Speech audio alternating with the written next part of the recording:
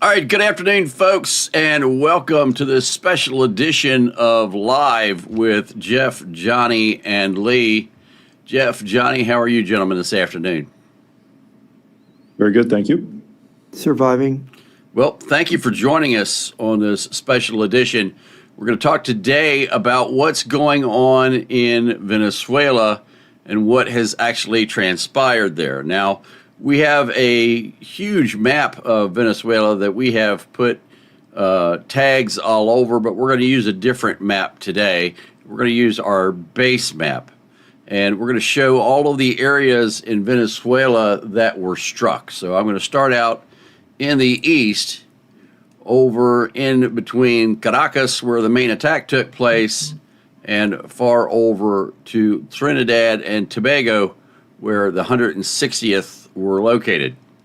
So the airfield over here was hit because it was in between Trinidad and Tobago and Caracas, and there could have been aircraft launched from here against the 160th as the 160th came in. Now, as the attack on Venezuela was taking place, the first thing that happened was the lights went out. The U.S. flipped a switch, and the connections between all of the grids in the Caracas area, well, the lights went off.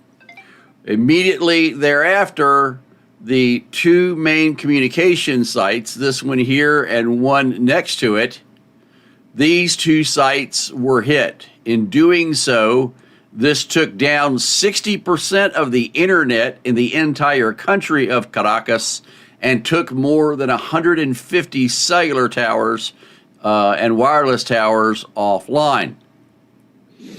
Additionally, one of the buildings that we've shown you multiple times that was on the ridge line above the commanding general's office, this is the microwave reflector that reflects down into the commanding general's office down here on the base.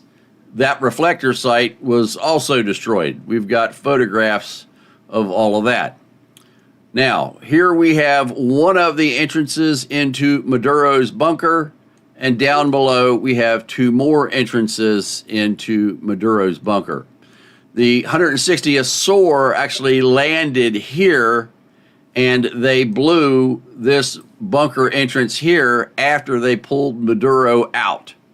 So we've got imagery of that as well. Plus, they destroyed these three buildings and this building over here. So we can go through, and the first thing we'll show you is the bunker that they blew. This is the entrance to the lower bunker that we just showed you. Here is the compound of which the attack took place. Here is the baseball field. The bunker is here to the north. This is an armament building that had vehicles in it, air defense systems and a variety of other weapons. These buildings here had shoulder-launched missiles as well as small arms. I'd like to point out one thing really quickly. Yes, this sir. image here that's on screen, this was taken on December 22nd. Yes. And next you're going to see what it looked like yesterday morning. That's what it looks like That's yesterday it. morning. This building over here is gone. These three buildings here are gone. And there is smoke coming out of the entrance here and the other entrance for the underground tunnels. So where were the troops supposedly defending Maduro here? They were around Maduro, and they went through. From reports that I have thus far, we killed over 30 guards for Maduro. Is that all he had? Well, that's how many we killed. We don't know how many ran. That's how many we killed. Oh, Yeah. I see. Yeah. And then when the lights got turned out, everybody ran too. Yes. So I mean, you had them going in other places. You had other deployments taking place simultaneously. Yes. There was a diversion. There was some kind of diversion, Yeah. wasn't there? So their comms got knocked out. The mobile phones got knocked out. The lights got turned out. Now, and So at they're the in the same dark. time, the attack was taking place. So at the same time that the bombs are coming in, the helicopters are coming in to snatch Maduro. Literally, there were bombs going off near the helicopters as the helicopters were flying. Bombs and missiles were flying in. So basically, all of these explosions were happening, and the troops coming in to snatch Maduro had infrared. They could see at night. They Yep. could shoot at night. Yep. And the And evidently they had thermal. they had thermal, and evidently the defenders didn't have any of this night fighting equipment, did they? Absolutely not. No. Oh my gosh. So they were blind, basically. They were blind. They couldn't see anything. So, Well, remember, their military gear is mostly supplied by Russia and China. So Right. their quality of night vision is, as Lee's put it before, it's not much past the Vietnam era, yeah. and it's very bad. And then thermals really don't exist. Yeah, not down there. And why would they need that night stuff? Everybody sleeps at night. You don't need to be guarded at night. Right. Right. All right, so this is what it looked like before. You can see the buildings over here. This is after. No, it doesn't look like a building at all now. It's just It's a bright. smoking hole in the ground. Yeah. This entrance, we covered this a few months back. That entrance, they also blew the entrance to the left of those buildings. Yeah, So there were three main garage doors that were headed underground there, as you can see. Well, I mean, you can't see it. There's a black pile of no. It's further down and to the left. You can see right around in there. yeah, There's an entrance, and they busted that out too. So was an entrance. there was an entrance, yeah. Okay, and then these are buildings that had missile launchers and small arms and so on and so forth in it. This is before, and this is after. So everything was scattered amongst the surrounding area thereafter. Now, this is the building up on top of the mountain that we've talked about many, many times. That is the reflector for Maduro. So he's got his microwave reflector up here and the building there. And, well, this is what it looks like now. What happened to it? So he couldn't call 911? No. You mean the commander general's office couldn't get their lunch order that night? Nope. The fire department goodness. won't come to put out all those burning buildings. Yep. Oh, So goodness. this is some of their Argos. These are 8-wheeled tracked vehicles that were actually set up to be able to transport weapons on them, and you could fire. This is a Russian truck, or was a Russian truck. Here's more of these amphibious vehicles. Here's what was a Toyota Hilux. More of their command and control vehicles. This is I have to be honest. That Toyota Hilux took the least amount of damage right. out of any of these vehicles. That is one tough vehicle. Yeah. This is more of, or what was, Russian air defense.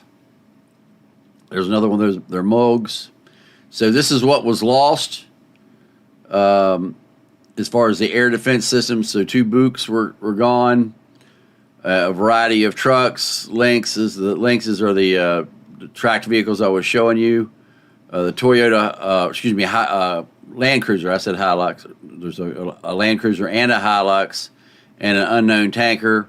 So they see 14 vehicles so far that we have confirmed that have been destroyed. Now here is a shot of the communications towers on the top of the building, or on top of the mountain. All of the buildings there were hit and glowing. We got another good picture of that. So that entire communication site up on top of that mountain was destroyed. Only one transmitter still had power. They had a generator there, and only one tower still had a light going on it. Everything else was pretty much obliterated. This is what we told you at the time when we showed it. I said, this is kind of ridiculous. You're putting all your eggs in one basket like that. Right. And then that's what happens. Yeah. And I believe you even said at the time, you said if you were going to go into Venezuela, that's the first thing you're going to hit. Right. And that's the first they thing to did. hit. They did. So a lot of good pictures here. Now I want to go back to the map. So they flew in, and from what we're understanding, they flew in along the south side here. So it's like they flew up through this valley here. They came across here. So they came from Trinidad and Tobago, and they flew at about 100 feet off the water. and came in over this airfield after it was destroyed. And then they flew up through this valley here, and they took out this communication site up here on the top. The power went out. They came around the backside, and they came in and landed here at the airfield, or excuse me, at the baseball field. At the exact same time, rounds were landing over at the other local airfield. They went in through the tunnel entrance here. We have not confirmed whether or not they used a little bird and came in from above up here or not. We do not know that. We don't have any video imagery or any evidence of it. This is the underground bunker of Maduro right here. And so they came in through the tunnel here, came in through the tunnel here, and came in from above and got Maduro inside of the tunnel system and brought him out and flew him out on a CH-47 from here. And so when they flew out from there, they did not go over the military base. They departed to the south and circled around and came up, and this is their exact flight path as they were coming out. And at the exact same time they were coming out, the U.S. was still attacking the military base here, and this is what that looked like.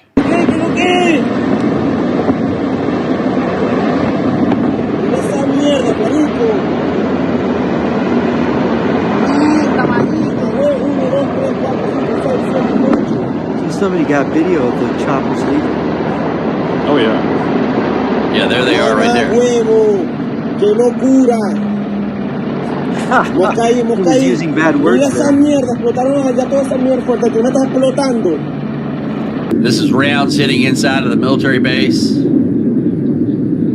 Now these are some of the bombers and the fighters that were flying over. You can hear their exhaust as they're dropping the bombs. You're going to see the communications tower. Here's the communications tower up on top of the mountain. They were hit.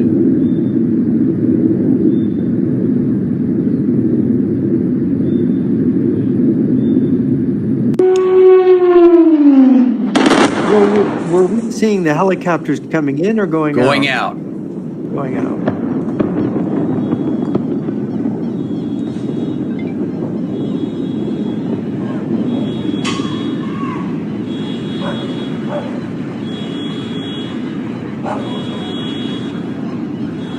These are rounds coming in on the military base. Mierda, marico, se prendió el peo en esta mierda, ¿oyó? Huevo.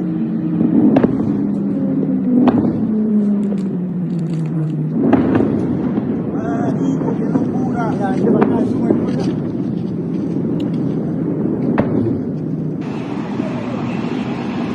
Mamá, huevo, qué mierda es esta.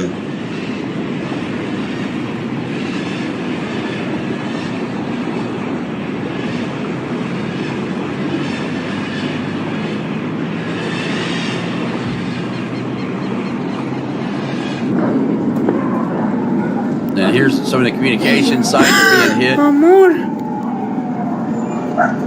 Ay, no. Mira eso. Now, the one thing I noticed about all of Mira these eso. strikes that's a little different than one thing I've noticed is a little different than standard SOP on all these strikes is normally we strike, we see if there's a hit. If we get a good hit, we go to the next target. In this particular strike, that was not observed. In this particular strike, every single target got 2 hits. It was a double tap on everything. Both missiles were inbound, or both bombs were inbound on that target before the first one ever hit. So we're going to take that building out. We're going to guarantee we're going to take that building out. So we're firing 2 ordnance at it. U.S. ordnance has a greater than an 80% chance of destroying the target when it's fired at it. So by firing 2 in a row, they were pretty much guaranteeing that every single one of those targets was going to be eliminated. So I've noticed that throughout all of the footage I've seen, everything got a double tap in quick succession. We're talking about a second after the first impact, a second impact. So that's what I got for you guys. What do you got? Well, the thing that I'm curious about is we hit these targets. These are precision hits, and then are we done? Are we not going to continue? I don't understand what the objective is here. I mean, we were discussing this a little bit before we started, but we've still got most of the government is still in place. We've just removed Maduro himself. So you've still got the Minister of Defense and all the military, the cabinet, the vice president, they're all still there. So nothing's actually changed as far as I know. The great political science originator, Aristotle, who wrote all kinds of things on constitutions, he was the first one to point out that of the simple forms of the state, you have monarchy, aristocracy, and democracy, and of course, ruled by one, ruled by some, ruled by many. He said there's no such thing as monarchy. It's really a myth. A monarch doesn't rule by himself. He has a group with him, so it's really an oligarchy. And unless you kill the whole group, which can be rather large in some of these communist regimes, you haven't really had a change of regime. So I'm rather curious. Some pro-Trump folks have said, yeah, they're dancing in the streets in Caracas. It's all done. The regime is just going to collapse. Excuse me, I don't know why they would collapse. They're all going to run away. Normally, these regimes have about 30% support. They don't care about alienating 2/3 of the people. They'll make sure that 1/3 of the people get some advantage from the regime to make sure that they can stabilize it. That's sort of a formula out of political science that kind of has been found to work. And the rule of thumb is as long as they keep that 1/3 of the population happy, we know that 1/3 of the population of Venezuela just left. They just departed. A lot of people went to Miami. And to other countries in South America, but this whole business here, how does this change the regime? I don't understand. And I did when you were talking about escaping Venezuela. 2 Iranian planes and 1 Russian plane were able to take off as the attack was underway. Just really quickly, Lee, we're getting an echo. What do you mean planes? You mean warplanes or just transports? What were they?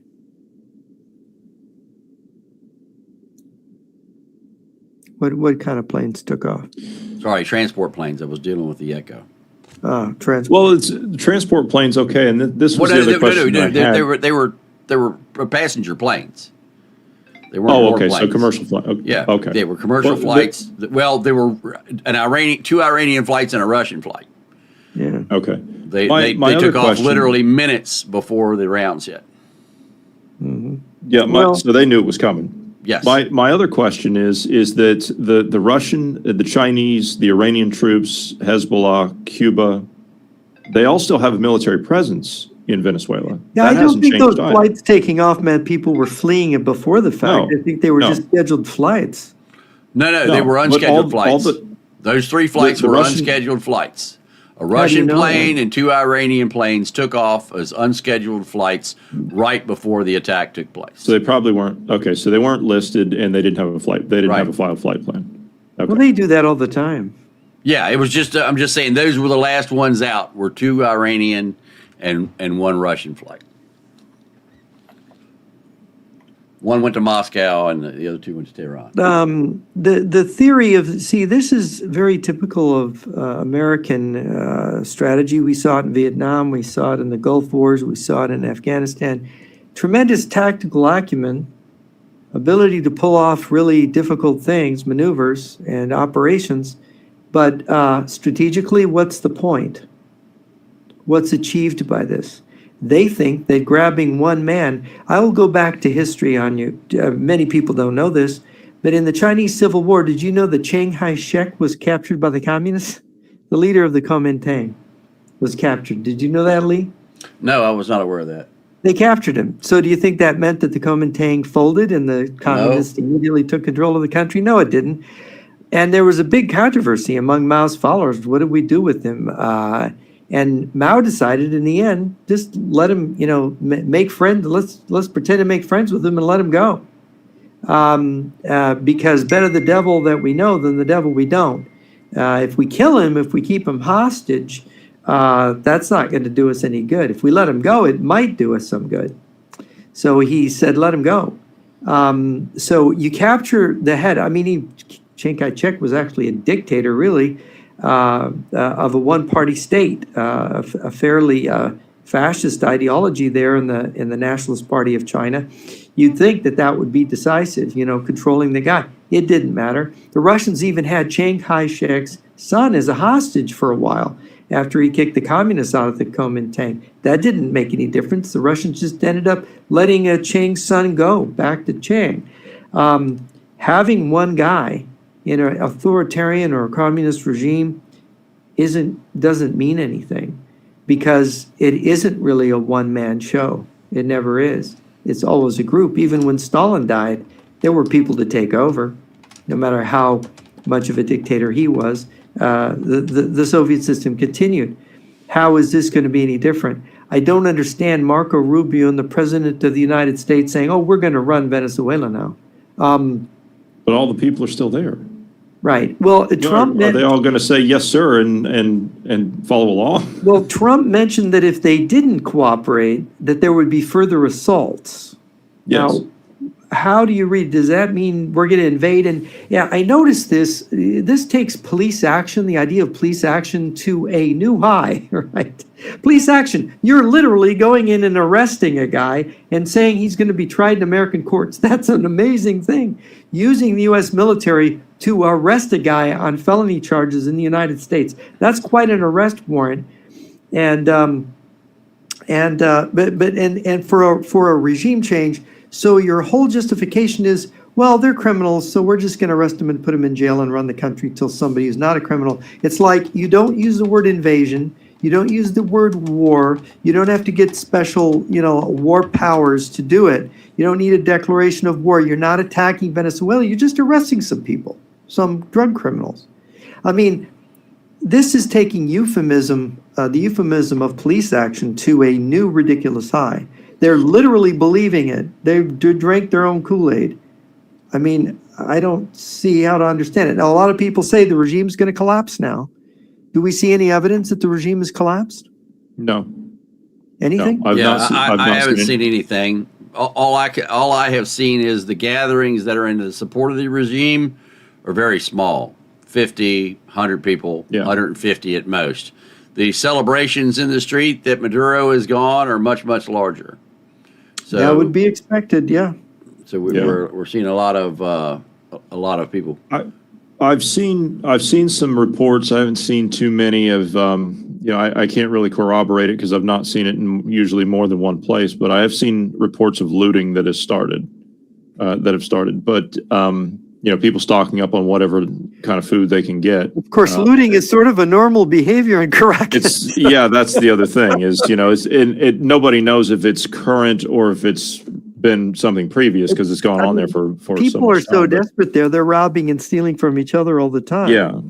So, and then now we've got, at the press conference, I mean, I know, Lee, you watched the press conference. I don't know if you saw it or not, Jeff, but, Trump said yesterday that the president of Colombia, quote, needs to watch his ass. He's running cocaine mills and sending the cocaine into the United States, which majority of the Colombian cocaine is not going into the United States. It's coming to Europe. And then Cuba, they said that Cuba, they're going to help the Cuban people. Rubio said it's full of senile and psychotic old men in Cuba, and it's falling apart. So it's what he said. And he said, well, maybe not psychotic, but senile, or maybe not senile, but psychotic, and, going back and forth. But so the next ones are going to be Cuba and Colombia. And then, of course, now, and then today he's threatening Greenland again, saying that we need it for national security. We're going to take it. Is he going to kidnap the president of Greenland? I don't understand. It's a key, isn't it? The argument. Yeah, Greenland is, Greenland's making the argument, and they're right. Greenland's a NATO territory, so you're going to take away something that's in alliance territory. So it's just I don't. The only thing I can think is we're down where we're down where we're looking at the Yarvin theory. That's the only thing that I can pick out of this. You're muted, Jeff. Yeah, Greenland has a prime minister, not a president. Yeah, it's Nielsen. Yeah, yeah. Nielsen. Yeah. But yeah, Yarvin's theory. Yeah, the thing is, Yes. this is our hemisphere. Everything here Yeah. belongs to us. This is very strange. And of course, the Democrats have already said they're going to impeach Trump when they get back control of Congress for this. Yeah, Because Schumer's of actually, violation. he was on some show and he says, look, what happened here was illegal. You need to go to Congress for this. Right, yeah, and the idea that the Justice Department can get the Delta Force to go arrest a foreign head of state. I mean, granted, the argument that they will make in court is that Maduro has cheated at the elections. In fact, I think Yeah. every election has been fraudulent. Yeah, but no, we can't prosecute him for that. No, No, we're we not cannot. prosecuting. Right, I'm so we saying can't. That's irrelevant in No, court. I didn't say that. It's illegal to arrest a head of government. Yes. By international law, they're all immune. You cannot arrest and prosecute a head of a foreign government.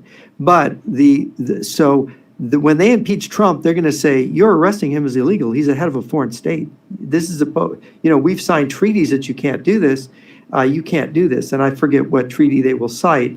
But the thing is, what Trump will say to defend himself is that Maduro cheated the elections. So he's not, and I think the Organization of American States would not recognize him. So we'll say the Organization of American States doesn't recognize him as president. He frauded the election, so he's not legally the head of state. That's what the legal argument that Trump is going to make at his impeachment And Rubio trial. made that in the announcement the other day that 61 countries around the world say that he's the illegitimate president.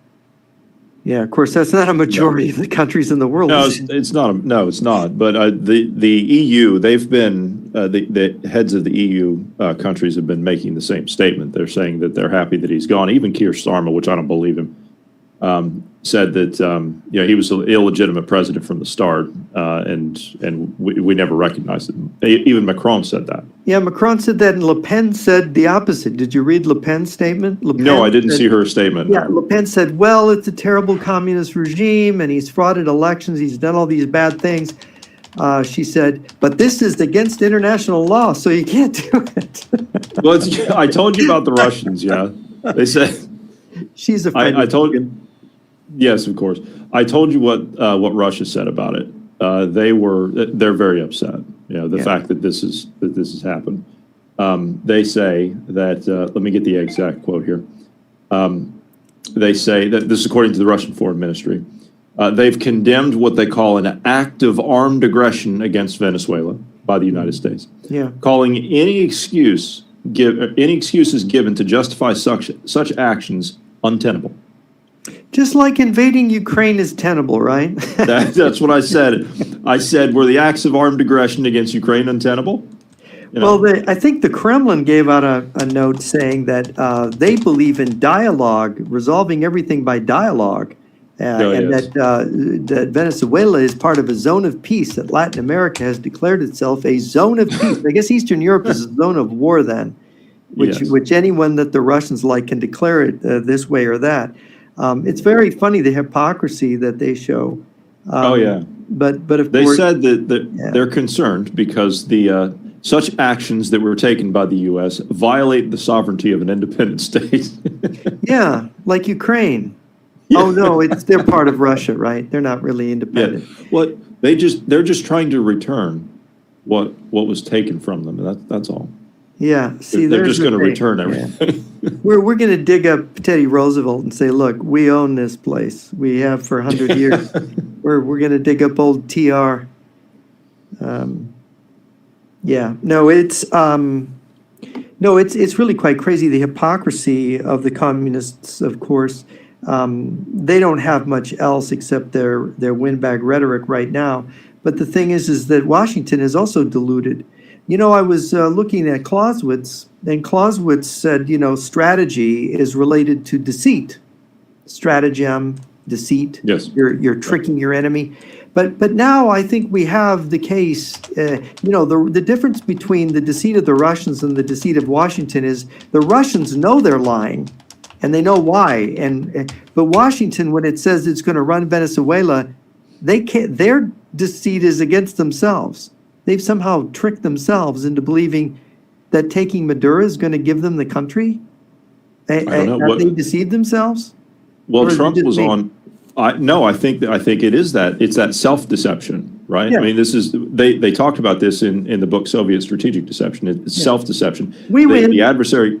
Yeah, the adversary needs, and the Russians need to convince us to deceive ourselves. Yeah. And that's what we've done. We We're got living Maduro. in that We world. win. You have to give up now.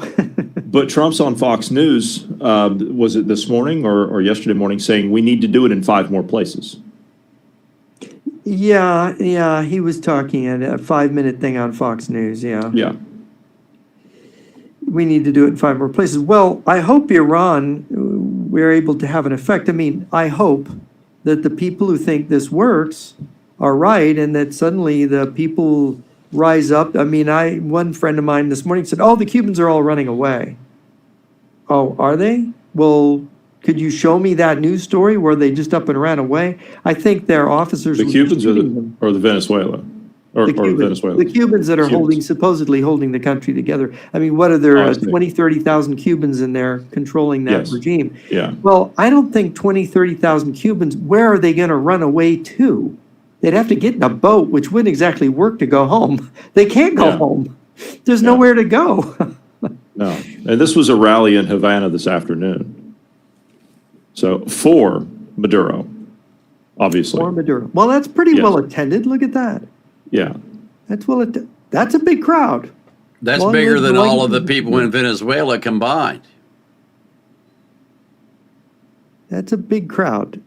Yeah. So the demonstrations are down with imperialism. Yeah, okay. Yes. Well, see, that's what I would expect. Look, the idea that there are no, these conservatives are so deluded. The idea they have is that there aren't any communists and they won't fight.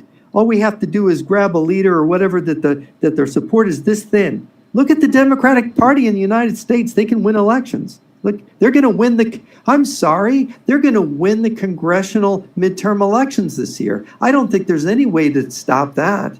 And they're going to put Trump on trial. So wait a minute, you're saying the Democratic Party's not full of communists? Oh, no, we're not supposed to say that, sorry. No, we beat them. This whole thing, America's evil, America's imperialist, we're a bunch of oppressors, we're racist, we're fascist, we're sexist, we're, oh my gosh, exploiting the South for the benefit of the North. We're the golden billion, as Putin sneeringly calls the people in the West.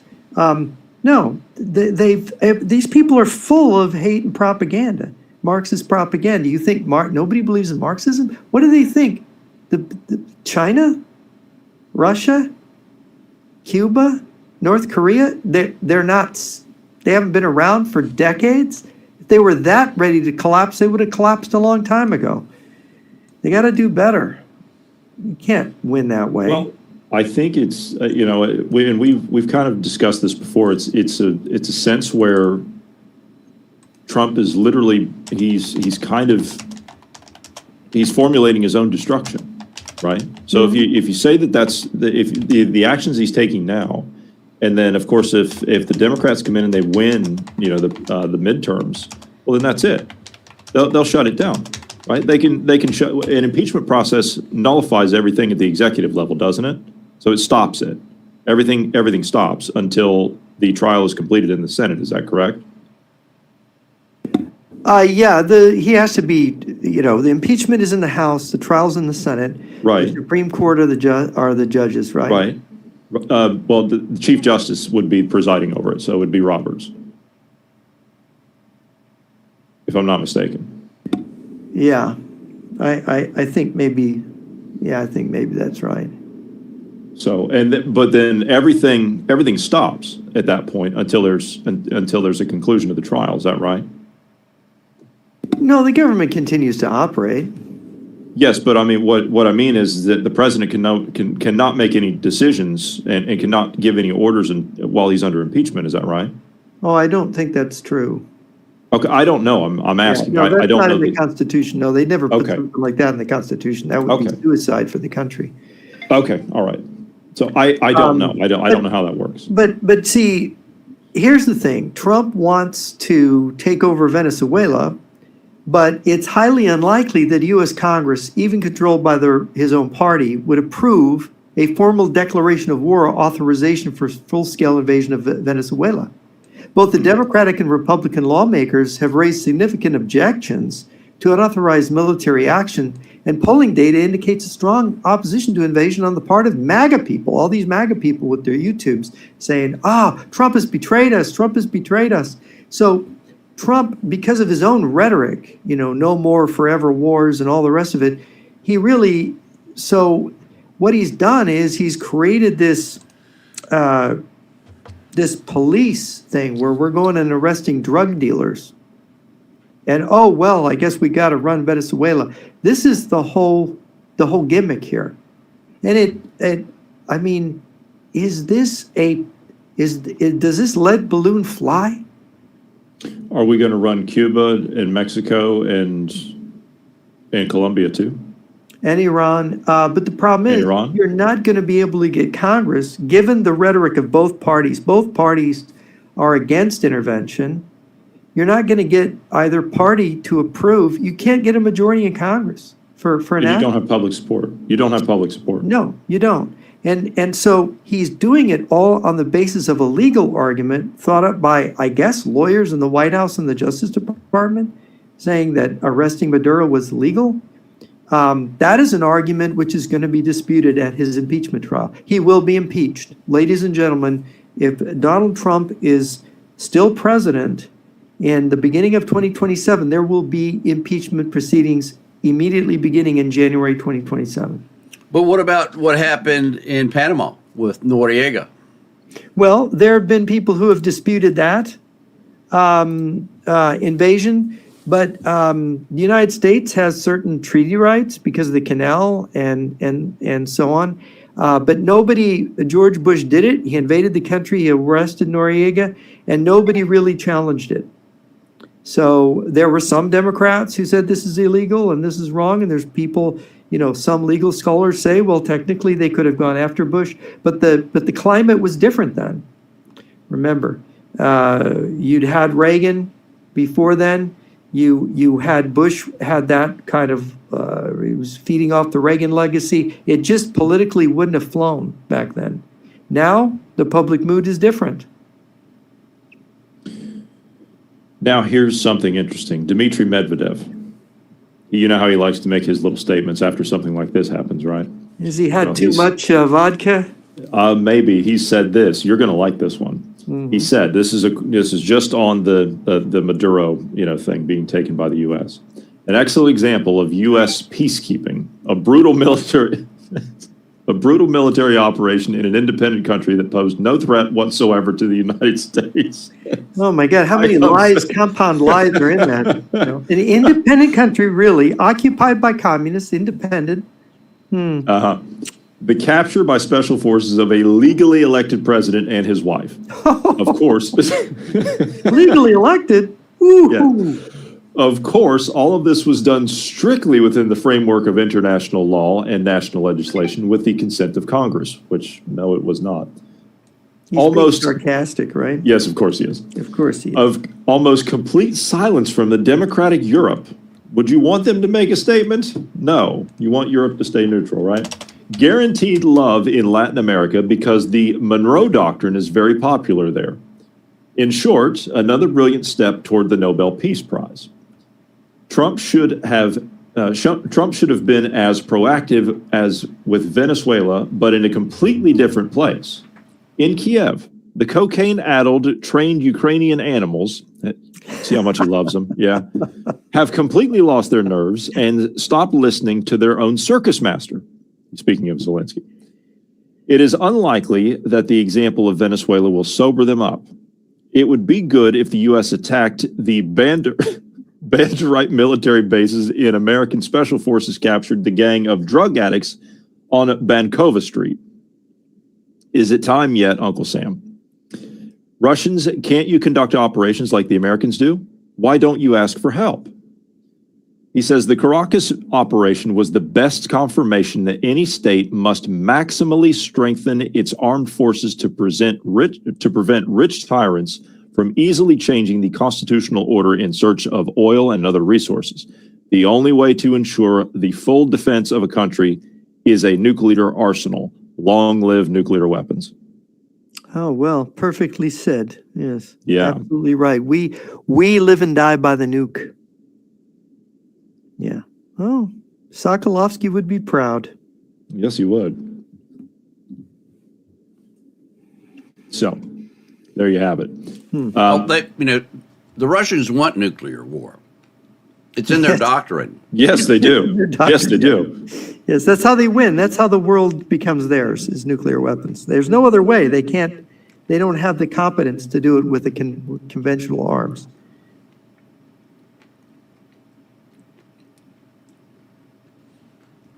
And then we have this going on up in New York. These are pro-Maduro protesters. Yeah. Who in voted for the mayor, the communist mayor of New York? Yes, who campaigned on free public transport, and they just raised the price of public transport in New York today. Pretty soon they'll all have to walk. Well, they've already got to start. You see that? They got to start. They're walking. Look Yeah. at them all in their fur caps and stuff. Yeah, New York. It's a communist enclave now, like California. Yeah, Yeah, unfortunately, yeah. good for them. The place is going to completely just seal it off. Just put barbed wire fence around it. Leave that up a Checkpoints second, for Johnny. everyone. Rewind it, would you please? Yeah. There you go. Now, one thing I want to point out to people, look at the signs that are identical. Okay? Yeah. Yellow When you ones? have a march and everybody's signs are identical, Oh, that's stage. paid. Of course. It's fixed. Same color backboards. Everybody has the exact same flags. A variety of the same signs, same sticks. This is all paid organization, all paid opposition. Yeah, they got those old no blood You got for it. oil signs out from the Bush days. Look at that. That's an old one. You see, you got a Cuban flag in there. There's a Palestinian flag back there.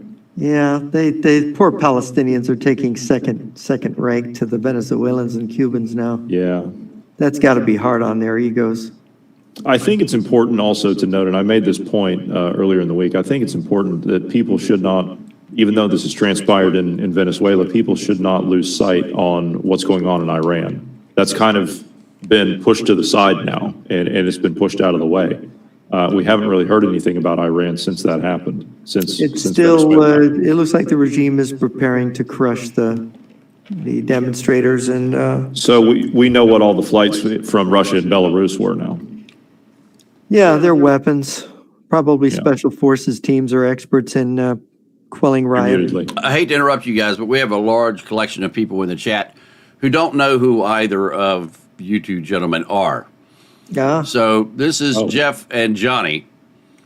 Jeff is on the right, Johnny is on the left. So Jeff, we'll start with you if you want to give an introduction as to who you are, all the books that you've written, how long you've been doing this. These people don't realize actually who you guys are or actually how much you know about this. Both of you guys are like world authorities on this. So for them to I'm not, he is. well, Jeff surely is, but Johnny, you're definitely up there. People know who you are around the world as well. So, Jeff. Well, I was in political science back in the 1980s, and I've been on this subject since then, almost 40 years. And I wrote The Origins of the Fourth World War, sort of predicting how we were going to end up where we are now, with Russia and China united against us. This is the warning that I gave, that we were going to have the balance of power shifting against us, that we were going to be caught flat-footed, and Russia and China would have a nuclear advantage that would lead probably to a nuclear war. I wrote The Fool and His Enemy, I read Jihad, Back from the Dead, Return of the Evil Empire, and The Lies We Believe In. Those are among my books. How many books have you written in total? The New Tactics of Global War, I don't know. Myself and with others, maybe 6 books. Is it 6? something like I that. think, you know what? I was going to dig all of them out because I've got them all on the bookshelf behind me, Yeah. apart from this one that I keep here. But Jihad. I was going to get all of them and just stack them up right here and then just hold them up for people to see. I was a haven't done that yet. columnist for, I wrote articles for Newsmax. I worked for Newsmax back in the late 90s. I was a columnist for more than 2 years for WorldNet Daily. I wrote for, I forget that, one of the newspapers, I forget. And I was 12 years a columnist, strategy columnist for A Financial Sense online. And then I have my own blog. So that's my background, a lot of writing and analysis and books. And you also do talks from time to time for the Committee Present Danger China. Yeah, I'm on the committee of the Present Danger China, and when people ask me to speak, I will speak and give talks to people. And you just gave a briefing in Canada a little over a week ago, right? Royal Canadian, a month ago, less than a month ago, Royal Canadian Military Institute in Toronto, where I presented your information. And by the way, the National Post did publish that article about us, Lee. Really? And your work. Yep, they published it. Oh, well, Yeah. we'll have to. I'd love to see that. Can you send it to me? Yeah, I'll send you the link. I just got it from one of our friends in Canada. They just, went forward with it. Yeah, they did, and they. Well, evidently they got with somebody else that confirmed what I was saying. Evidently, and then they have, there's somebody else that they want to plug us into, but, so, it had its effect. And of course, they're interested in this whole thing in Venezuela, which is quite curious. Can you send me that link? I'd like to see it and actually put it up so other people can see it. Yeah, it's in my email. He said he sent it to my email, so it should be there now. He called me while the show was starting, that he'd send it to me. Yeah, so for those of you that don't know, we did a presentation for, what was the group again, Jeff? What was the name of it? The McKinsey Institute. So we did a briefing of the buildup of Russian, Chinese, and Iranian assets in Venezuela and in Cuba, and some of the things that were going on in Russia as far as the Russian military moving into Kaliningrad, Belarus, Western Russia. We used all of our satellite imagery, up-to-date tracking of everything that was going on, and presented what was supposed to have been a 30-minute presentation. It actually, there was so much information there, it took 54 minutes. And so what's the name of the newspaper? The National Post. It's the leading conservative newspaper in Canada. So the leading conservative newspaper in Canada wrote an article about myself, and I guess Johnny and you were in there as well too, correct? He interviewed me and of course saw the presentation, and of course they interviewed you. Yes. So. Yep. Yeah, they interviewed me for 2 hours. Yeah, that's about how long they interviewed me. So,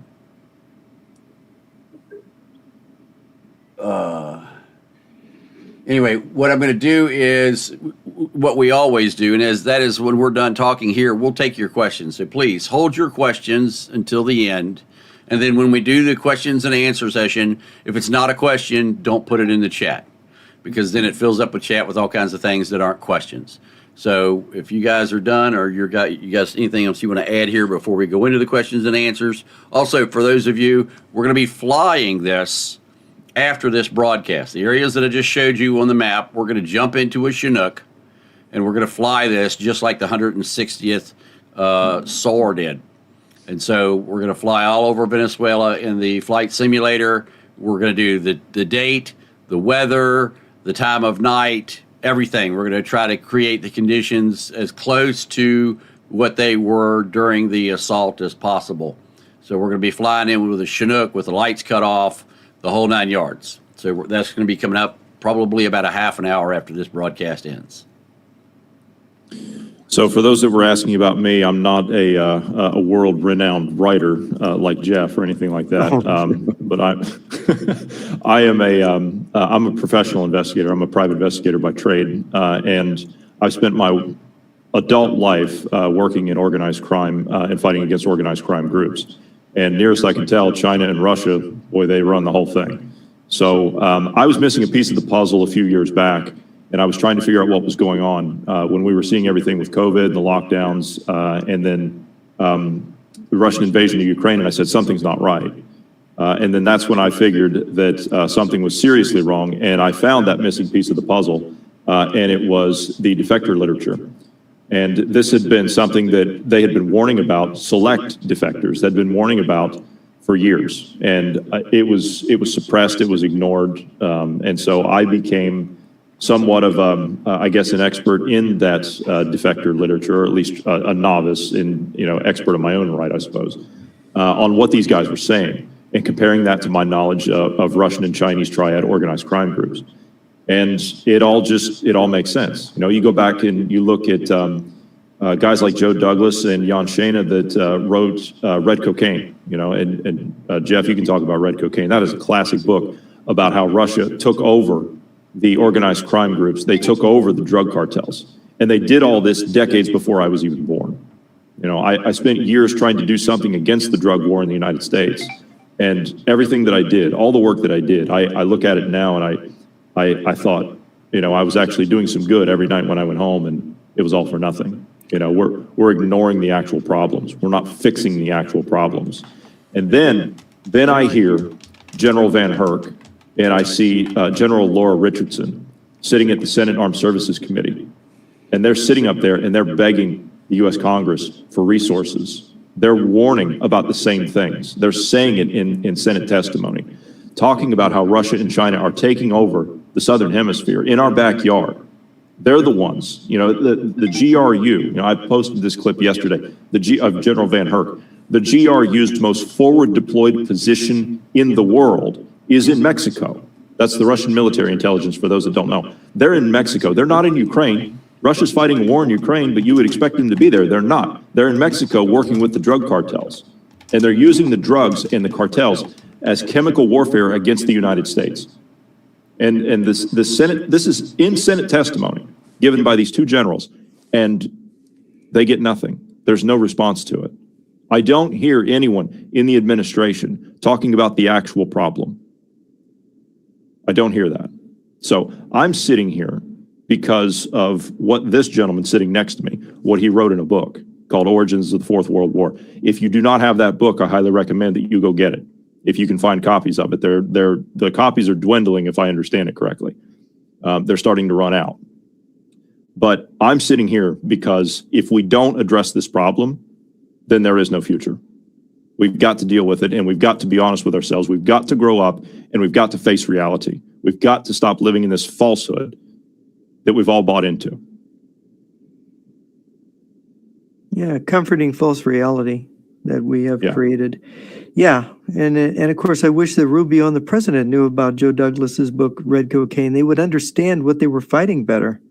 Yeah. And they would know that it's not one kingpin. It's not Mr. Maduro being in charge of the drugs and it's all gone if you arrest him. These are national actors engaged in drug trafficking. Cuba, Venezuela, Mexico, the cartels, the GRU, it's Russia and China. Russian and Chinese cat paws basically control the internet, 2/3 of the international drug trade is what Joe Douglas said back in the late 80s. They probably control more of it now.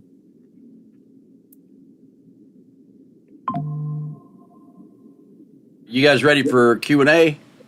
Yes. Yes. Yes, please. All right, so folks, if you have questions, now is the time to start putting them in the chat. And let me move this down here so we can take them here. So let's see what we've got. This is not going to be our usual longer broadcast. This was going to be one of a shorter one today. Be the shortest broadcast we'd ever done was the plan. So, but you're going to want to check out this coming Thursday that we do, because we're going to be revisiting the Moscow theater shooting. Yeah, definitely. You Well, definitely those, want to. those videos are really interesting. I'm going to go through it frame by frame, and we're going to show people. Meaning of false flag. Yep. So questions only, please. Oh, in the meantime, if you do want to follow myself, Jeff, and Lee, we will link our socials in the chat. We're all over on X. Yeah. If you want to put them in the Yep. thing here, I'll post them there.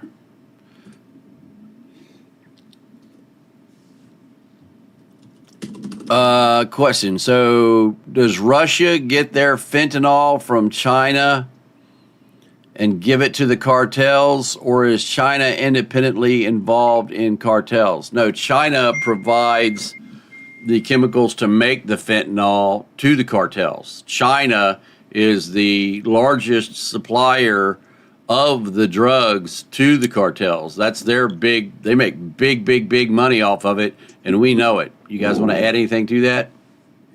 Yes, Yeah, go ahead, Jeff. Go ahead. This is your area. The precursor chemicals for the fentanyl come from China. The Russians, they produce maybe a little bit of the chemicals, but the Russians are more of the operational side of things. The Chinese, their foot soldiers will provide the product.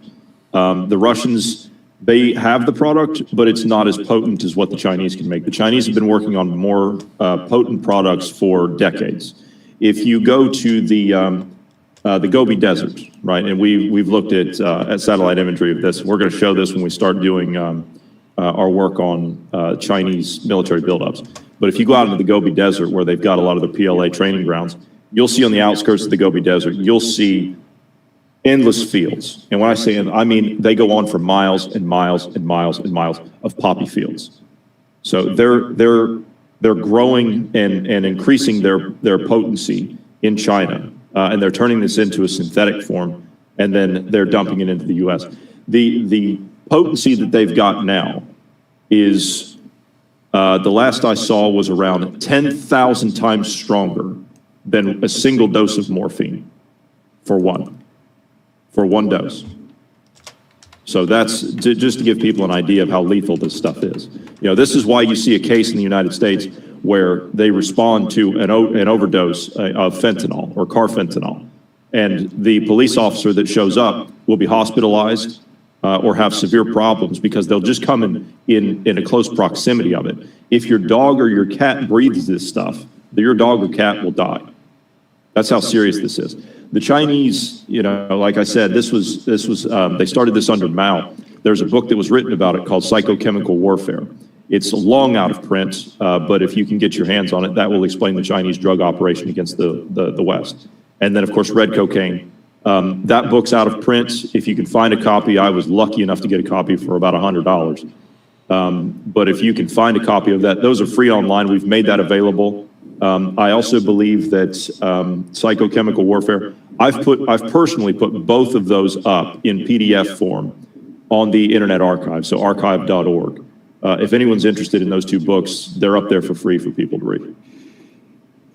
Yeah, I think the history of fentanyl, I recall that I think one of the Baltic states had a major problem with fentanyl, and I think Russians were producing it for a while. But it started out small. They still produce it.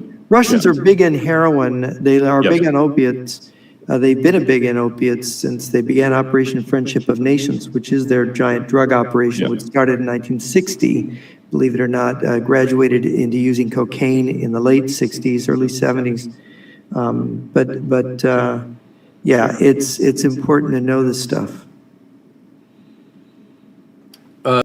Somebody wanted to know, is this more for oil or more for drugs? I don't actually think it's for either. I think it's Neither to one. restore the country. These people have been living underneath of a dictator for 26 years, and they are ready for freedom. And the people have been starving. There has been cannibalism.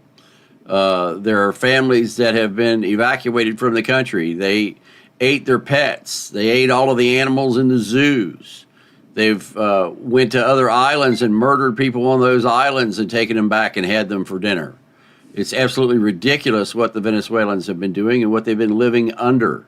So this is to put the duly elected leaders in power and to restore a prosperous economy to the country of Venezuela. So, yes, we want to stop the drugs. Yes, we want to increase the oil flow. Yes, we want to get rid of the illegal and corrupt leaders. Yes, we want to get rid of the cartels. Yes, we want the correct elected officials to be there. And yes, we want the Venezuelans to have a good quality of life. So to say it's about oil or drugs, that's not accurate in my opinion. What say you? I don't believe it's about either. Well, I think Venezuela is a stronghold of China and Russia in the Western Hemisphere. It is a major oil company, and that country and that oil goes to support Cuba and China. So having that oil would give us strategic leverage if we had it. Also, there's, well, we believe, don't we, Lee, that there are intermediate range ballistic missiles in Venezuela that if they had nuclear warheads could threaten the U.S. from the south. There's that threat to the United States. And of course, the fact that the people have been oppressed there, and it's a tragedy, and we should do something about it since it's in our best interest strategically. Johnny? Do you have anything else? I don't have anything further, no. Okay. All right.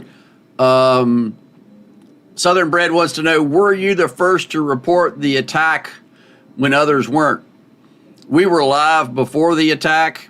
We were monitoring the aircraft that were involved in the attack. So, yeah, we were technically live beforehand. We knew it was coming. How I knew it was coming, I'm not at liberty to say, but I knew it was coming. Was I the first to say, yes, bombs are landing in Venezuela? No, I can't say that I was. I can't say that I wasn't either. Okay? I can't say, I don't know who the first news organization was. I can say that I was an hour before CNN and an hour and 30 minutes, hour and 40 minutes before Fox. So all of the major news outlets in the United States, yes, we were way ahead of them. They had to get all their talking points first, Lee. They couldn't say anything until after they were briefed on all this. Well, they had to watch our show to get yeah, they had to get their talking points from you. And then all right, it says for Lee, last week you said that you were putting puzzle pieces together. Just yes or no, is this about BRICS? No, has nothing to do with BRICS. It influences to the BRICS leaders that you're not going to be protected by China and Russia like many of them thought they would be. But as far as tearing BRICS apart, no, I don't think this was pointed at that at all. What say you guys? Well, Lula da Silva in Brazil is pretending to be Trump's friend, and maybe that's his survival strategy. I don't know. His people don't like him. He's very unpopular now. He's arrested his opposition leader, Bolsonaro, Jair Bolsonaro, and I don't know. There's trouble in Iran, which is another BRICS country now, I think. Isn't Iran in BRICS?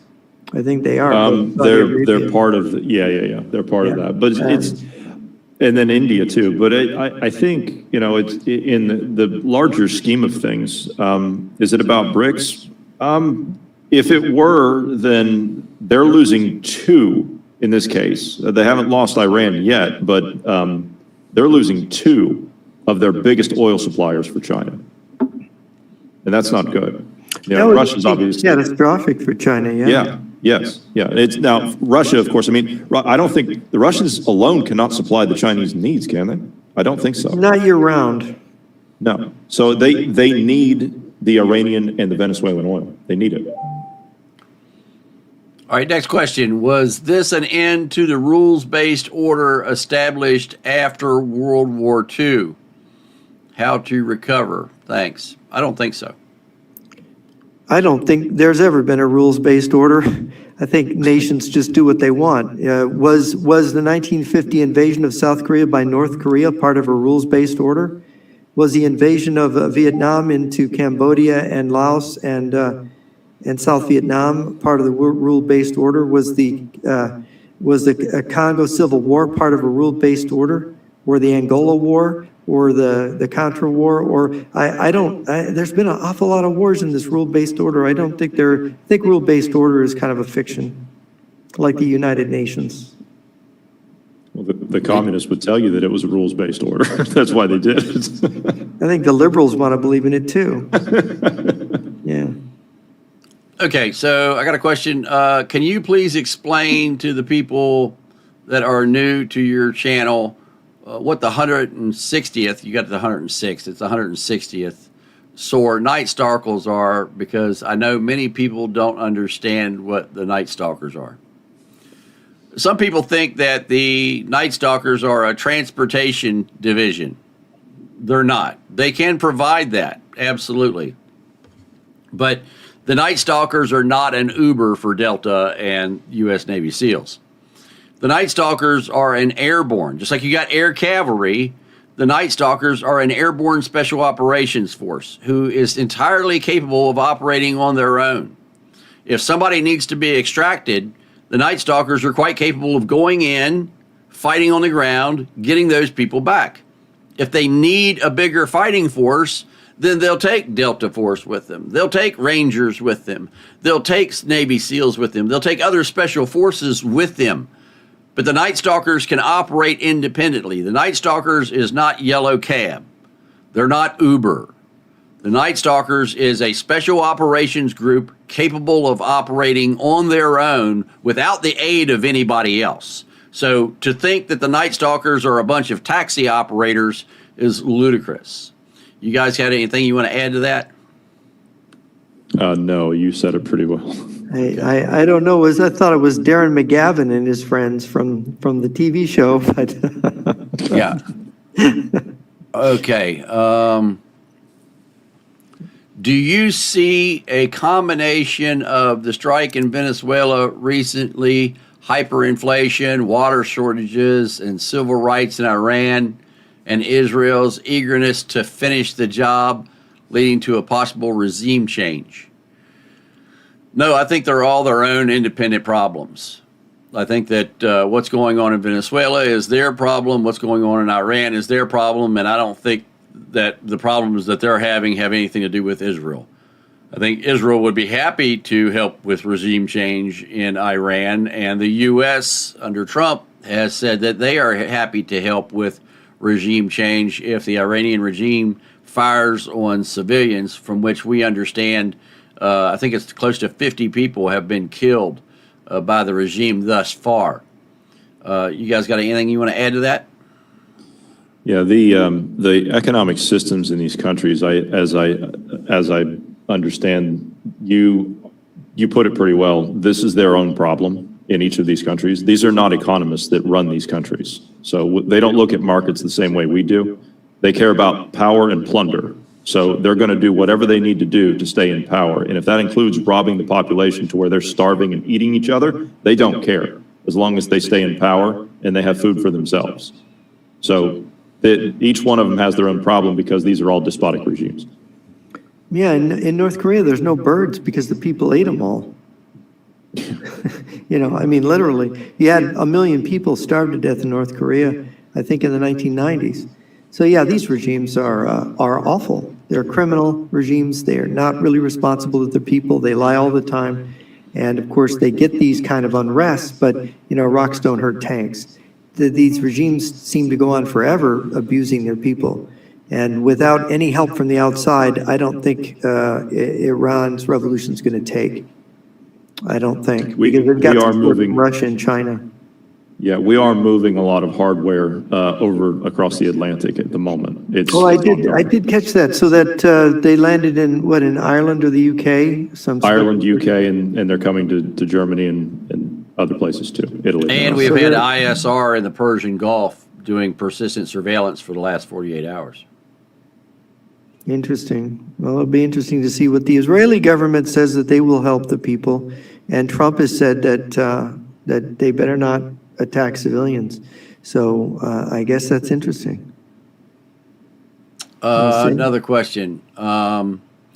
If Trump is impeached, do you think that could trigger a civil war in the United States? No. No. No, I don't think so. Not in this context. Of course, there'd have to be more going on. I think you've got to have a general economic collapse, and you've got to have somebody trying to impose a dictatorship before you're going to get a civil war. I have no information. The question is, any information on the U.S. going into Mexico? No, I have no information on that. I think that the next place that the U.S. will hit is Cuba. I've said that for months, and Marco Rubio said the same thing on the statement that he made with Trump yesterday. Any thoughts from you guys? Would be logical. Yeah, Cuba. Yeah. Let's see. All right, thank you, Mark. Appreciate you sending the videos. Again, only questions in the chat, please. When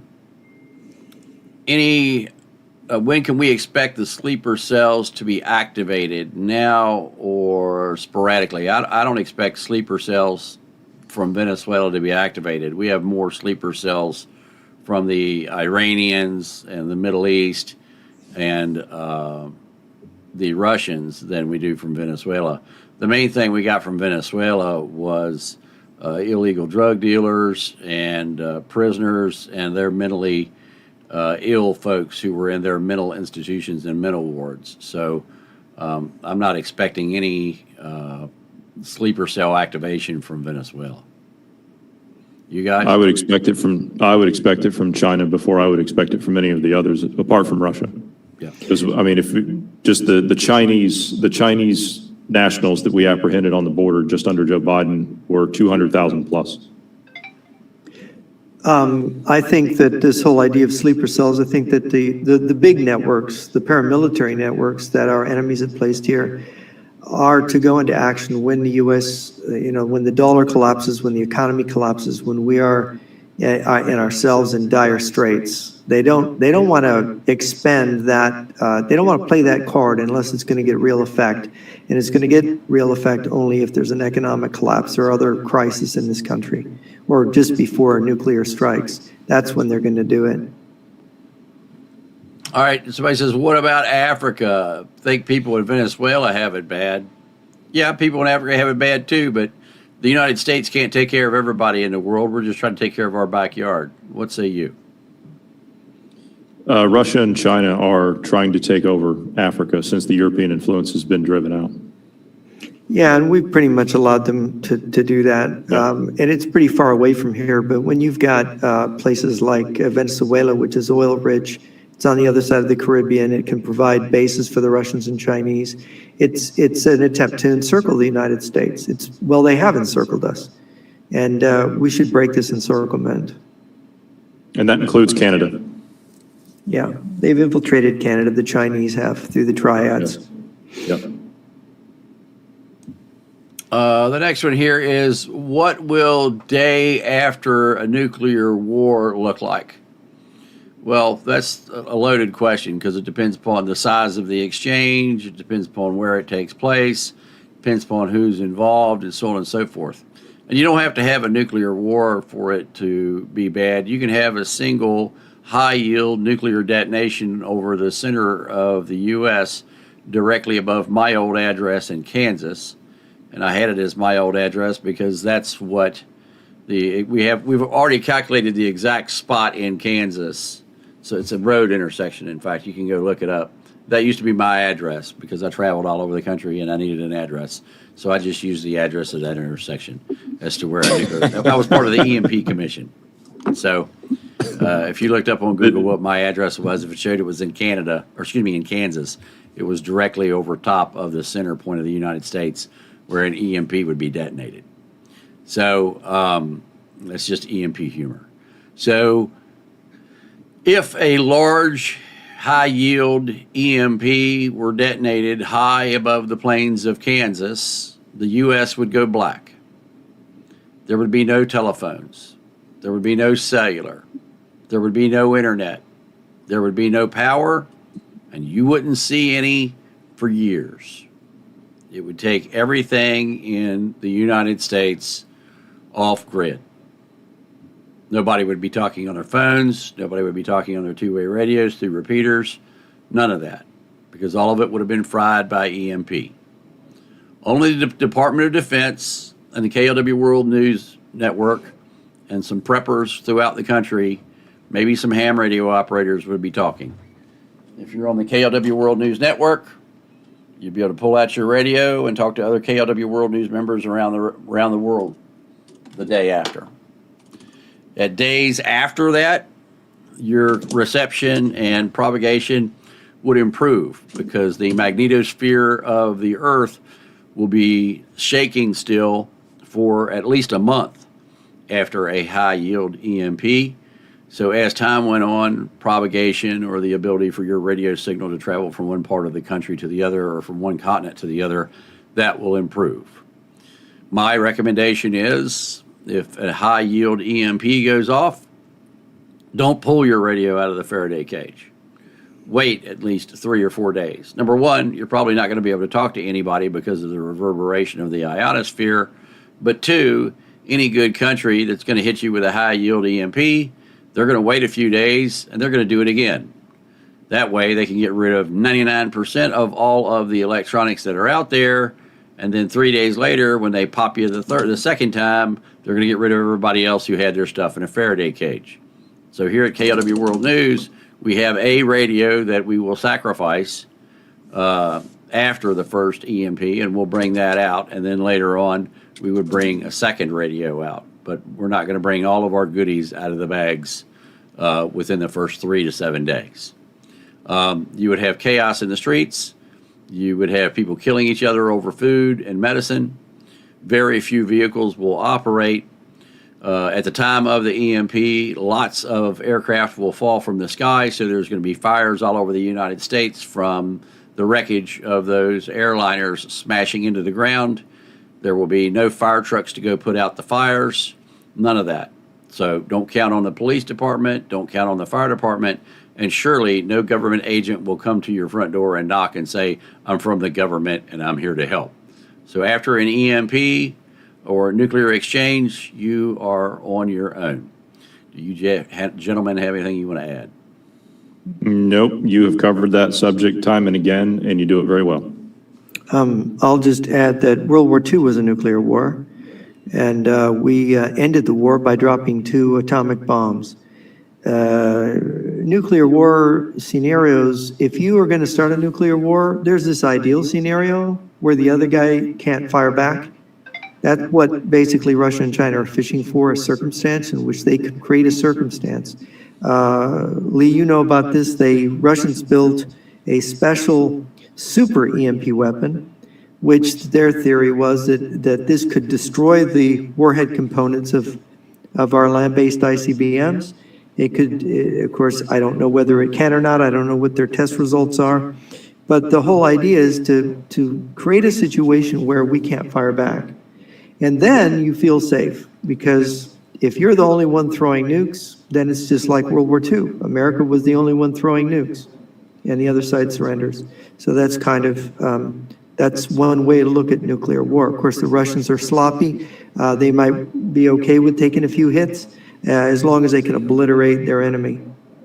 I think it's also important to point out that for those that are new that have not been here before, Jeff, would you like to remind everybody the last time we actually built a nuclear weapon in the 1992. Yeah, so it's debatable as to whether or not ours will even come out if we need them to. So so I mean we do test. Yeah, we do test. I think we will. We test no enough stuff at Sandia to verify that they'll fly. So we still test we pull the rockets out of the silos, take them out to Vandenberg and fire them regularly to prove that they still work. And what we've been doing is we maintain our nuclear weapons. We pull the explosives out. We pull the electronics out. So we haven't built a new nuclear weapon since 1992, but we have rebuilt all of our nuclear weapons multiple times since 1992. So we maintain the stock. So even if we don't drive the car, we still change the tires. Even if we don't drive the car, we still change the motor oil. Even if we don't drive the car, we still change the fuel filter and the gas that's in the tank. So The car is just like new, ready to go, and anything that, like a plastic dash that deteriorates over the years, we pull that dash out and put a new dash in. So the car still has the same VIN number, but a lot of the parts have been replaced, even though it's never driven a mile. You mean to tell me that we don't stack them up like cordwood and just leave them laying out there on the ground like the Russians do? No, sir. we don't do it that way. I might add, the head of the Strategic Command in his testimony in February of 2020, trying to remember his name now, he testified that in 2020, that unless something was done, we were not going to have any new nuclear warheads until 2029, but that our present nuclear force would be past its shelf life in 3 years and would not be reliable. So, And right now, we're on track for that time. We're on track for 2029. Yeah. So we're building, yes, but it's going to take time. You don't just produce these things overnight. And we have a gap coming up, and we're losing 4 of our Ohio-class submarines that carry the Trident IIs. We're losing 4 of them. We're retiring 4 of them, but we will not have a new one come out, as in like the replacement, which is the Columbia class. They will not be out until 2029. So we're losing 4, and we're going to have a 3-year gap. And that's part of our nuclear triad. And if people want to look, it's Admiral Charles A. Richard was the head of Strategic Command, Stratcom. And if people want to look, you can look at his congressional testimony. It was, don't remember the exact day, it was February 2020 that his testimony was. And he wasn't the first, he isn't the only one to testify to this. All right, so the next question is, what are your thoughts about the Chinese owning our land, and especially land near our military bases? Well, they don't have to own the land. They don't have to lease the land. They can just rent a building, or they can be part of a research and development organization to spy on the U.S. military. Look at what they were doing in Sunspot, watching all of our stealth fighters and stuff flying around over Holloman. Look at the trailer park that Chinese front people purchased to monitor the communications at Whiteman Air Force Base.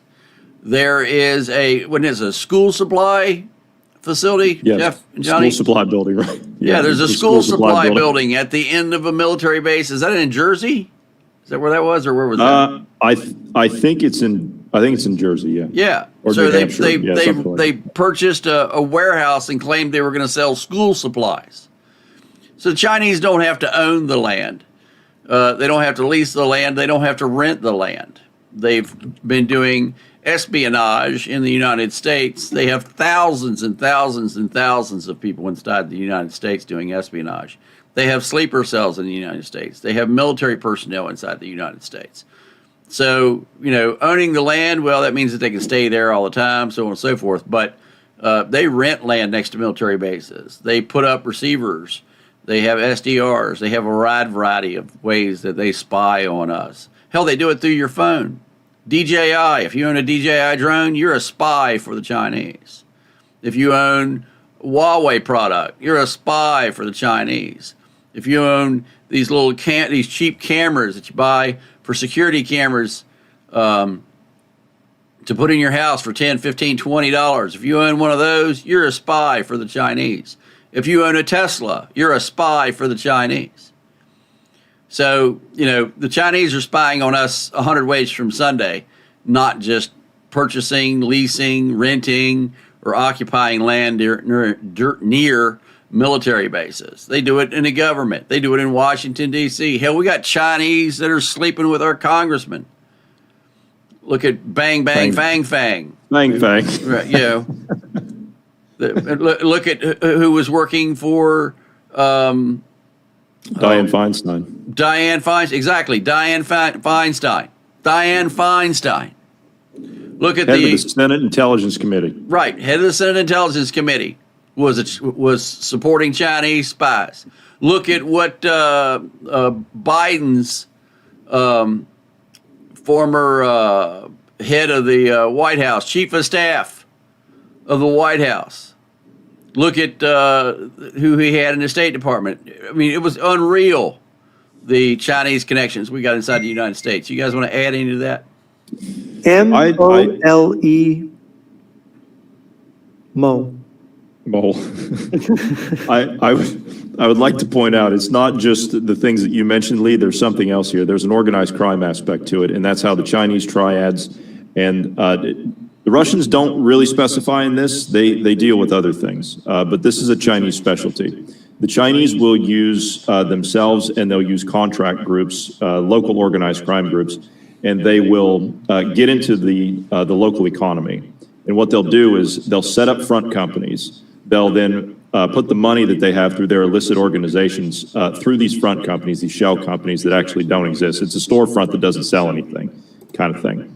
And then what they'll do, they'll take that money, run it through legitimate businesses or front companies as a legitimate business to launder it, to clean it. And then they'll reverse it and they'll invest into your stock market, into your politics for your political contributions, and they'll invest in real estate. Not just in private real estate, but they'll also invest in commercial real estate too. And this is how they'll gain a foothold and conduct espionage operations there as well. All right. Alevo once said that if Americans' armed forces toppled Maduro in Venezuela, they'd save Brazil. How could toppling Maduro have a significant effect on Lula's regime? And was Olova being hyperbolic? Olavo de Carvalho is who he's referring to. I knew him. I don't really know why he thought that and what the time was that he said that, made that statement.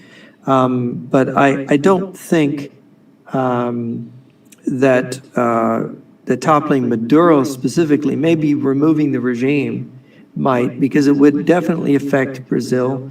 Brazil is ruled by the Workers' Party and Lula da Silva, and it would be a moral blow to them, and they'd be fairly afraid. Maybe the Brazilian military would be then feel impelled to do something, but I don't really know what the logic was of that. I don't see it. Lee, do you want to run our socials again since the chat has ticked up? Yeah, I can do that. When do we expect the second wave? That's hard to say because that depends upon what the Venezuelans do.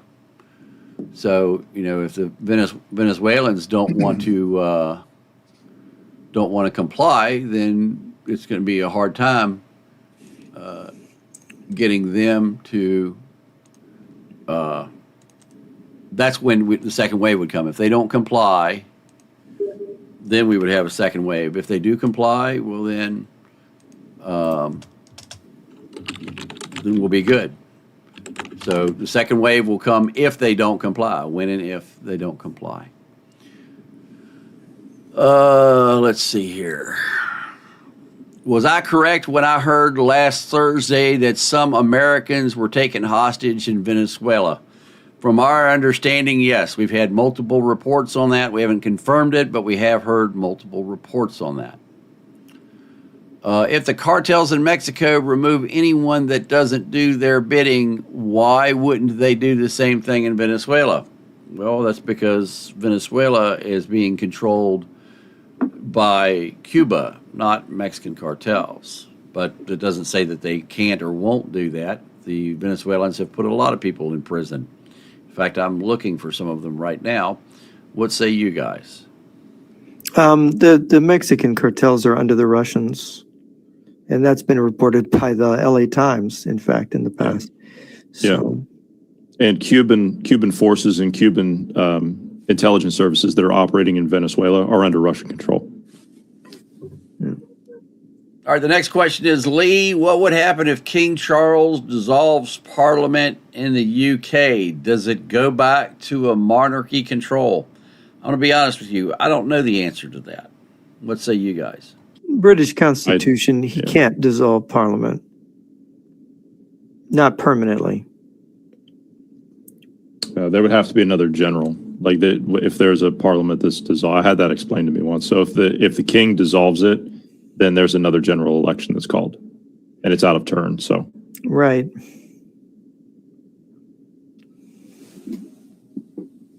so Starmer would be out effectively, to answer the question. What is the greatest threat to the U.S. regarding what just happened to Venezuela? I think the greatest threat to the U.S. is the same irrelevant of what happened to Venezuela, and that is the Russian and the Chinese plan to be at war with the U.S. starting in 2027. So I don't think that what just transpired in Venezuela affects that. I think the Russians and the Chinese still plan on being at war with the U.S. in 2027. What say you guys? That and the internal subversion that we have that are sponsored by Russia and China, the communist subversion. It has to be dealt with. We have to root out that problem at its core, or we don't make it, in my opinion. Yeah, and I gotta go, guys. Okay. All right. All right, well, we'll let you Take go, care, buddy. Yeah. Have a good day. Thank you for being here. Thank you for having me. Okay. Right. We can start to wind down here. So, because Yeah, I'm just trying to go through these last questions that we've got here. Yeah. Questions, thoughts on reports that Hakeem Jeffries sent messages to Maduro warning of imminent attack. It reportedly arrived minutes late. I don't, Rocking Ruth, I don't have any report of that. I have no evidence of that. I don't know who your source for that information is. If he did, it's treason, but I don't have any report of that at all. So that you'll have to send that to me on X or something so I can see who's reporting that. A lot of people put out a lot of fake information.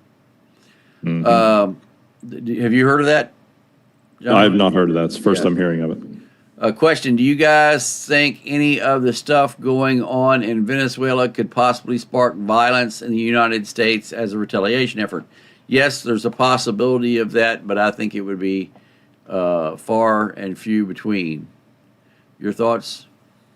I think it is a possibility, yes, given what we see from groups like Antifa, what I was playing earlier of how they're marching up in New York. It is possible, yes, of course, but it would be stopped. The next one is, will Trump secretly arm Venezuelan citizens? I don't think so. No. Does the Maduro arrest have anything to do with the voting machines made in Venezuela that were used in 2020 elections? No. No. If the U.S. does Cuba, will Russia step in on their behalf? Well, Russia said they would protect Venezuela, and you saw how well that went. So did the Chinese, for that matter. Yeah, Russia's not proved to be a good ally to anybody. So they've not stepped in to help Iran. They didn't help Syria. They didn't help Venezuela. Why would they help Cuba? The next one is, have you looked closely at footage from day after Hiroshima attack? Yes, I have. I've studied the Hiroshima and the Nagasaki attack extensively.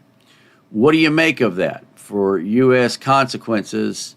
What other countries think of us, whether they want us to have that experience? Yeah, there are other countries that would love to nuke us. Iran would love to nuke us. The folks in Palestine would love to nuke us. The Russians are planning on nuking us. And the Chinese would like to nuke us as well. So, yeah, there are other countries that want to smoke us that way. Don't forget about North Korea. North Korea. Yeah, North Korea, of course. Yeah. Little Rocket Man. Yeah. What is your opinion if Colombia joins the fight, since the story goes that elite Colombian commandos were killed by Delta Force protecting Maduro? So what? A bunch of Cubans were killed as well. What's Cuba going to do? What's Colombia going to do? And it was just some troops that were in another country. They were in the wrong spot at the wrong time. I don't think a country is going to take on the United States because some of their troops that were in another country were engaged in a firefight with U.S. Special Forces. What say you, Johnny? No, excuse me. No, these are all communist countries. They've all got their troops in each other's countries anyway, doing training anyway. So it doesn't matter. If they're going to come after us, they're going to come after us together. What do you think Area 51 houses? I don't think Area 51 houses anything. I know what Area 51 houses. Area 51 is a test bed for advanced technologies that are airborne. So airborne electronic warfare systems, airborne weapon systems, aircraft, the F-47, things of that nature. I've been to Area 51 numerous times, and my security system helps guard the perimeter of Area 51. So I'm very familiar with what they do at that facility. What say you, Johnny? You know about little Yes. green men that I don't know about? What does Area 51 house? Yes. Yeah. Do I think we will begin producing more nukes? No, we've got more than enough now. Johnny? We're in, what can I say? We'll have new nuclear weapons in 2029. Yeah. But they're just going to replace what we've got. I don't think we're adding to the stockpile, correct? As far as I know, we're updating. Correct. And we have new nuclear submarines coming. Yes. And they will be online in 2029. And they will carry nuclear weapons. Yeah, and AI is not going to take the place of anything for a long time. AI still has No. problems. Yes. Let me go back up here. Especially when you show it rural farmland and irrigation pipe. Yes. Yeah, we've proven that AI is not smart at all. Can the new New York City administration undermine our military efforts due to the great amount of infrastructure that has times been in New York City? No, I don't think that Mondani can do anything against the U.S. military. Your thoughts? No, he's a city mayor. What about Walls? What about him? He drinks semen for a bet, and he's a shitty governor. Tim Walz spent time. I wasn't prepared for that. Tim Walz spent time in China as a teacher, and that's where he was recruited. If you want to look up more about Tim Walz and what I just said, then now you know how to do it. Let's see here. Can you link your laptop to the KLW World News radios? Absolutely. But that's a question for KLW World News members that we do on private roundtables, not publicly.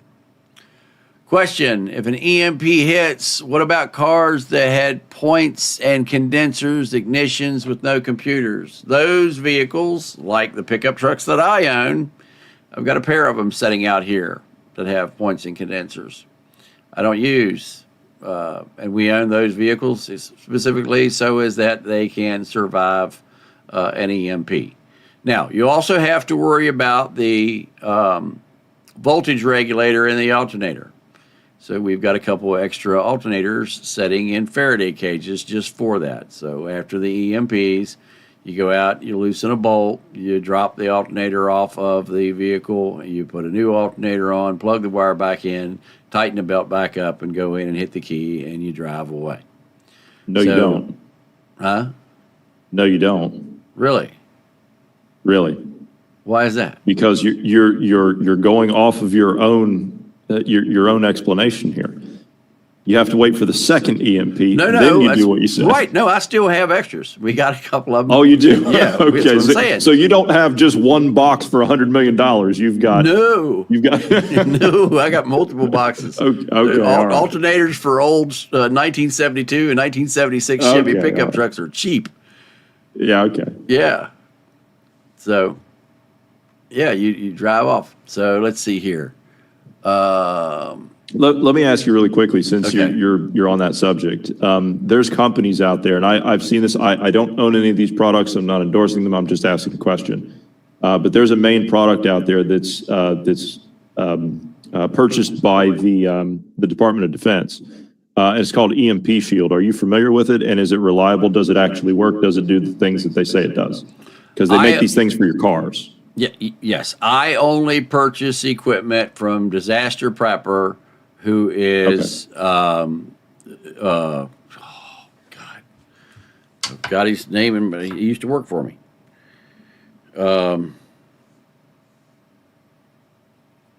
It's Dr. Arthur Bradley. Okay. So if Dr. Arthur Bradley didn't make it, I don't use it. Dr. Arthur Bradley is the only equipment that I recommend. So if it doesn't come from Dr. Arthur Bradley, don't buy it. And so I've got a system in the Intimidator, and then I've got my other trucks that have backup alternators and so on and so forth. So Dr. Arthur Bradley stuff is what I use. So you can look it up, Dr. Arthur Bradley. He doesn't own the company anymore, but he still designs products for them. He got overwhelmed with the number of orders.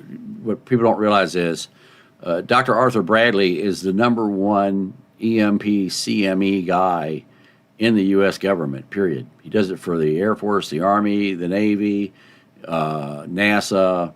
He does deep space. He's an EMP expert. So when I was doing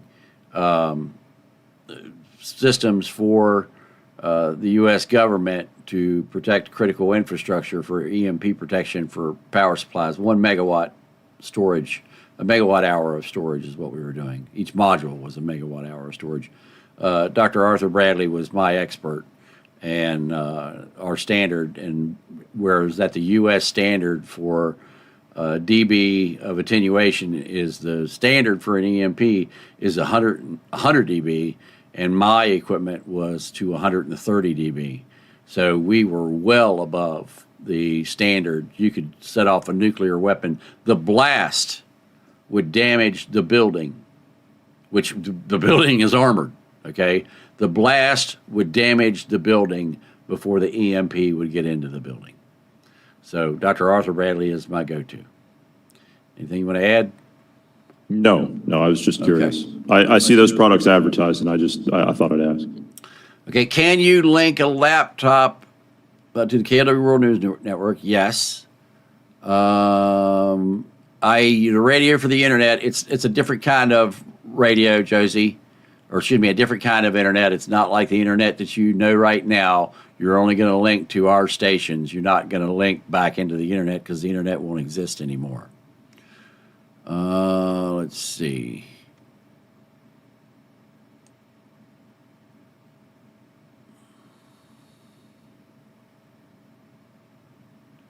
All right, and guys, only put questions in the chat again.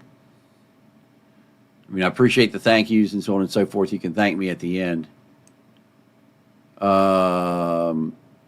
The news reports citing Newsmax about Jeffries sending messages to Maduro is fake. It's been confirmed by Grok. Well, you can't trust Grok. I'll just tell you that right now. You've got to do more research than Grok. Grok uses X as its search database. So you people that ask Grok shit, that's why we don't use Grok.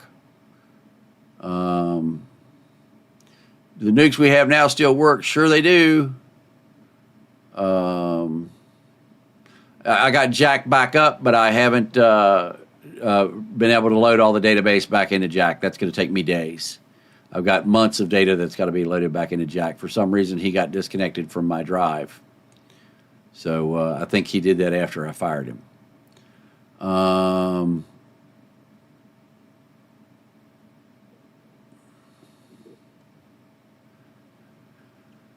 I doubt the Golden Dome will be completed by the end of the term. Do you think Trump's class battleship will ever get built? It should be. Should I hold my breath for the U.S. to bring the war to Ukraine to an end within this year? That's the Ukrainians are going to do that, not the Americans.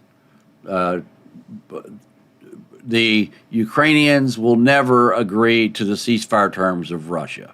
And Russia doesn't want a ceasefire. Russia wants to go all the way to the Baltics and into Europe. So they're not going to stop at Ukraine even if they say they are. Bob Lazar is full of shit.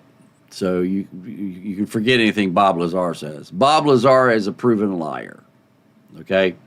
Anytime Bob Lazar has been offered many times to debate me on UFOs and his own testimony, and to this day, he has never taken me up on it. In fact, if you study Bob Lazar and you take notes of his own accounts of alien spacecraft, you will find that his story has changed many times over the years. Bob Lazar is nothing more than a practiced liar. And anybody that knows Bob Lazar, you can tell him I said that, and I still challenge Bob Lazar to a debate on UFOs at Area 51.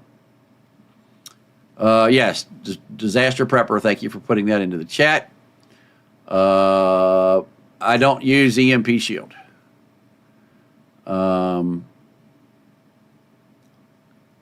Maduro is the queen of separate forum chessboard. Okay, that's not a question. How do I get on your SDR? You need to join the KLW World News Network. So you go to klwworldnews.com. It was at the top of the chat. Go to klwworldnews.com and sign up there. Yes, Grok is a confirmed liar. We've proven Grok lies many, many times. How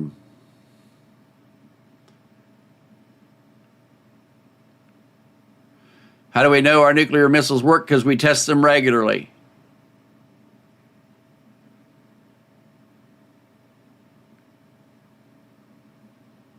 Yeah, they crank the engine over. They just don't drive it in the car. All right, I think that's it for questions. Let's see. Yes, Bob is full of it. All right, my friend, do you have anything else you would like to add before we end No, this I would. fine broadcast? No, I would just like to thank everybody that stopped in today. It was a short notice. We put it together kind of at the last minute because it's on a Sunday. We don't usually do these things on Sundays. We're working on other things. And I don't know if any of us really had the time today, but given what's transpired over the last 48 hours, I think it was kind of necessary. So, but be sure to check us out on, follow our socials, and then we'll see you back here on Thursday. Sounds great. All right. Also, folks, coming up here in just about 30 minutes on this channel, we're going to be flying Venezuela. We're going to get into the KLW World News Simulator, and we are going to have a flight over the area. I was thinking about doing it in a CH-47, and in flying the mission in a CH-47, but a CH-47 doesn't have good visibility.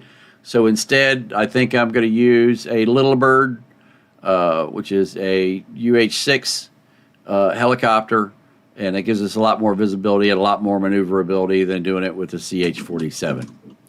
So with that, thank you guys for being here. Greatly appreciate all of it, and we will see you back here in about 30 minutes. Have a great day, folks. We'll see you soon. That's all, folks.